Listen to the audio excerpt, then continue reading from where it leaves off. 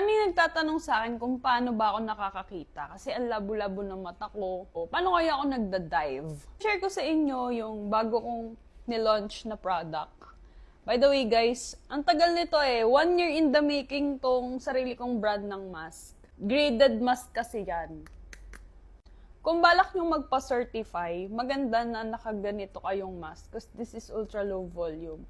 Ang daling i-equalize kasi malambot yan And then yung sa skirts niya, super lambot. Let's try it on! Hinubad ko muna yung salamin ko, lalagay ko lang dun sa gilid. Ang dali niyang i-pitch. Kung medyo maliit yung ilong nyo, panalo kayo dito kasi abot na abot nyo dito Ang daling i-equalize. And then super lambot no skirts.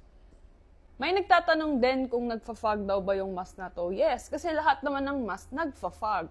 Ang pwede nyo lang gawin is to prevent the fogging by prepping your mask with baby shampoo.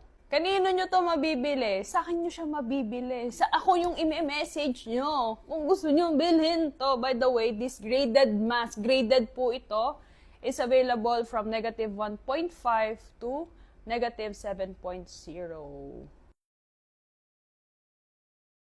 3,500 pesos para sa graded mask na ito. So, kung malabo yung mata mo, talagang magugustuhan mo to, lalo na if magpapa-certify ka kasi pag certification, low volume yung mask talaga na ginagamit.